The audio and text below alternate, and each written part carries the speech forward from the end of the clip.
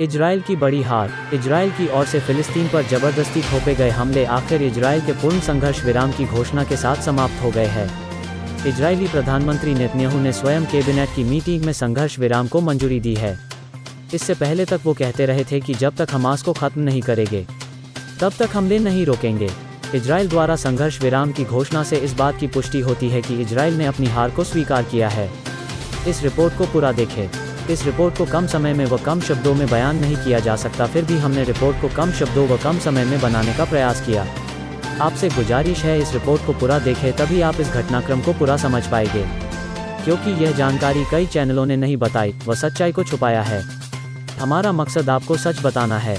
युद्ध की शुरुआत। जैसा कि आप सभी जानते हैं, युद्ध की शुरुआत अल-अक्सा मस्जिद, जो इस्लाम में पहला काबा मानी गई है, उस पर रमजान के आखिरी जुमे पर इजराइल सैनिकों ने जूते पहनकर प्रवेश करने व नमाजियों पर रबर की गोलियां व हैंड ग्रेनेड से हमला करने के बाद से हुई थी। ऐसे बड़ा आक्रोश। अल-अक्सा मस्जिद की घटना व वेस्ट बैंक इलाकों से फिलिस्तीन नागरिकों को अपने ही घरों से मारकर निकालने से उस क्षेत्र में इजरायली सैनिक व सरकार के प्रति गुस्सा बढ़ता गया। उसके बाद से ही हमास ग्रुप ने इजराइल को समझाया कि अपनी सेना को पीछे हटा ले और अत्याचार बंद करें, अन्यथा परिणाम भुगतने को तैयार रहे। इजराइल का भ्रम तोड़ा। इजराइल के शक्तिशाली होने का भ्रम। हमास ने शुरुआती दौर में ही इजराइल के इतिहास में पहली बार 200 से अधिक रॉकेट बमों से हमला करके उसका ताकतवर होने का भ्रम तोड़ दिया था। पत्थर फेंककर ही अपना बचाव करते रहे थे फिलिस्तीनी। इस युद्ध से पहले फिलिस्तीनी इजराइल सैनिकों के दमन व अत्याचार से अपना बचाव पत्थर फेंक कर करते थे, परंतु हमास ने इन 11 दिनों में 2000 से भी ज़्यादा रॉकेट बमों से हमला कर इजराइल की कमर पूरी तरह तोड़ दी। इजराइल ने पूरी ताकत से मचाई तबाही। इजराइल ने 3000 से ज़्यादा रॉकेट बम व केमिकल बम छोटे से गाजा पट्टी पर गिराए, साथ ही लड़ाकू विमान F-16, F-15 बमवर्षक विमानों से भी लगातार हमले किए, परंतु हमास को मिटाने में कामयाब न हो सका।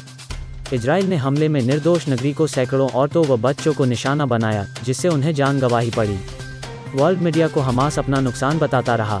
इजराइल द्वारा लगातार की जा रही बमबारी से हुए नुकसान को हमास ने छुपाया नहीं, बल्कि वर्ल्ड मीडिया के सामने उजागर करता रहा। वर्ल्ड मीडिया से छुपाई जानकारी।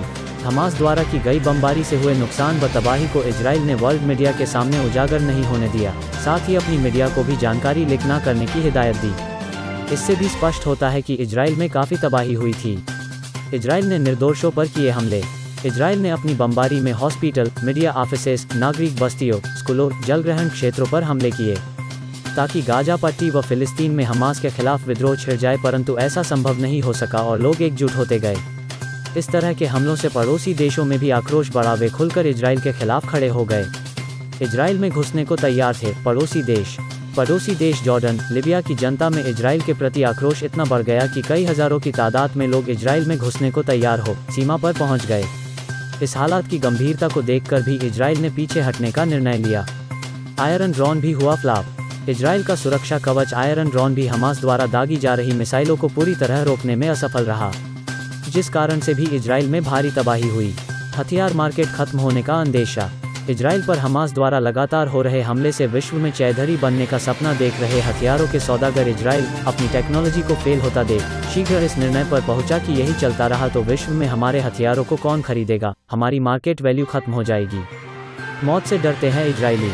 इजराइल अमेरिका के सहयोग से हथियार बनाना जानता है व वहाँ की मिलिट्री उसे चलाना भी जानती है, परंतु वहाँ की सेना व आम जनता मरना नहीं चाहती।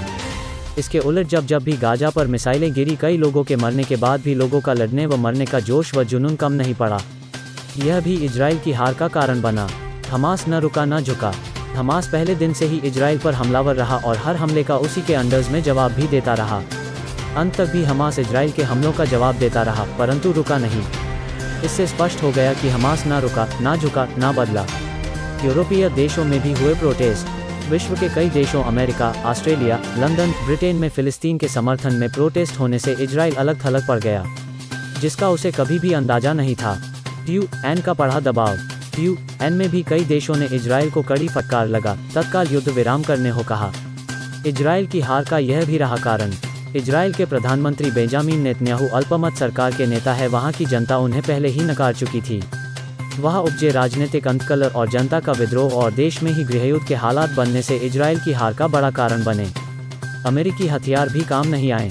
युद्ध के दौरान ही अमेरिका ने इजराइल को $500 अरब से अधिक के आधुनिक हथियार तुरंत देने का वादा किया, जिससे डर कर शायद हमास इजराइल पर हमले करना रोक देगा, परंतु यह कूटनीति भी इजराइल के काम नहीं आई। मुस्लिम देश एकजुट होते रहे। मिस्र, Qatar, Libya, Jordan, Syria, Egypt, Iran, Iraq, Pakistan, तुर्की, सऊदी अरब, इंडोनेशिया व अन्य कई देशों ने विश्व मंच पर बात उठाई, जिसका इजराइल पर दबाव पड़ा। भारत फिलिस्तीन के साथ। जैसा कि हमने पूर्व में बताया था कि भारत की विदेश नीति पिछले 70 वर्षों में फिलिस्तीन के साथ खड़े रहने की रही है।